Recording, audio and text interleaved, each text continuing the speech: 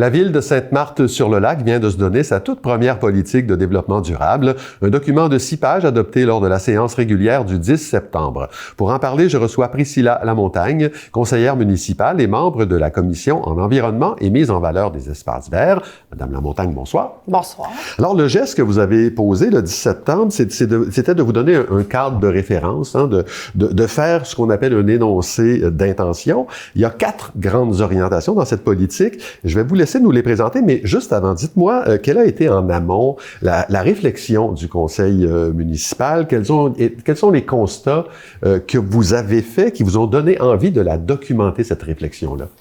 Bien, on s'est rendu compte dans les 4 dernières années qu'on avait énormément de cheminées en tant que municipalité pour aller vers des pratiques plus environnementales, mais que malgré tout, il manquait encore à certains moments, à certains endroits, des gestes clairs à poser. Donc, on s'est dit, on va faire une analyse, on va regarder quelles sont nos forces, quelles sont nos faiblesses, puis on va essayer de miser sur une politique environnementale qui va nous permettre de poser les bons gestes qui vont avoir le plus d'impact concret pour les gens. Il y a 4 grandes orientations. Quelles sont-elles?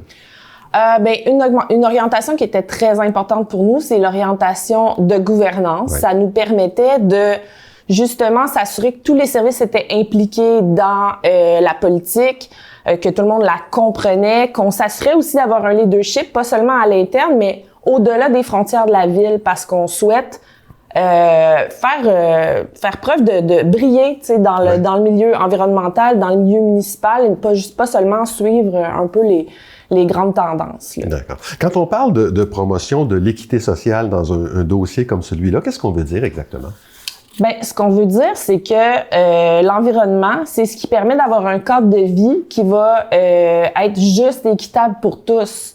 Donc, plus on propose un environnement sain, plus on s'assure que les populations les plus vulnérables, par exemple, ou comme les aînés, les enfants, vont grandir équitablement. Donc, il y aura moins d'écart entre les personnes qui ont plus de besoins dans la société puis les gens qui ont peut-être plus de privilèges. Là. D'accord.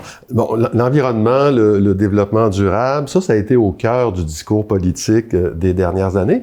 On sent là qu'il y a un petit recul, un certain effritement de ces valeurs-là, particulièrement au palier de gouvernement supérieur. Hein. Est-ce que vous sentez que les villes, en ce moment, sont peut-être un des derniers bastions pour la défense et la préservation de nos milieux de vie? Absolument. Oui. Je pense qu'on nous en demande beaucoup en tant que municipalité, malgré que parfois on n'a pas les moyens ou les pouvoirs de faire toutes les actions qu'on nous demande. Par contre, je sais qu'il existe énormément de conseillers et conseillères, maires et mairesses partout au Québec qui sont très préoccupés par l'environnement, puis c'est aussi parce que la qualité de l'environnement puis la qualité de notre résilience au changement climatique a d'énormes conséquences sur nos villes. On peut parler d'inondations, on peut parler d'îlots de chaleur, par exemple. Ce sont des choses qu'on vit au quotidien, là. Donc, on veut, en tant qu'élu, s'engager. Je pense qu'il y a énormément d'élus au Québec qui veulent s'engager dans la voie du développement durable. Et est-ce que les villes sont, selon vous, suffisamment armées ou comment peuvent-elles être mieux armées pour faire face à la gourmandise des promoteurs, des entreprises, même des décisions sans appel du gouvernement? Là, on vient d'avoir un exemple à Blainville avec le dossier de Stablex et de la Grande Tourbière.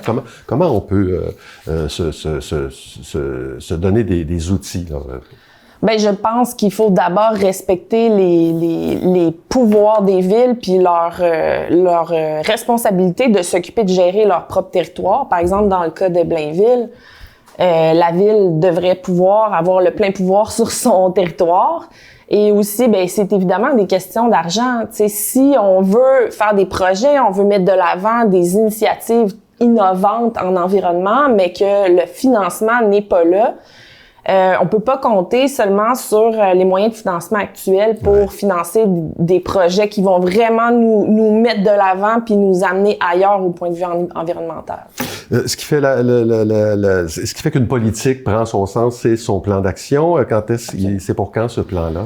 Là, on commence là tranquillement. C'est sûr que là, avec les élections municipales qui arrivent, on prend une petite pause, puis aussitôt qu'on va traverser de l'autre côté, On va enclencher le processus de plan d'action pour nous permettre de mettre des mots, des actions concrètes sur nos intentions. Écoutez, en terminant, je mentionne qu'on peut facilement consulter cette politique de développement sur le site web de la municipalité. Madame Lamontagne, merci d'avoir été là. Ça me fait un grand plaisir.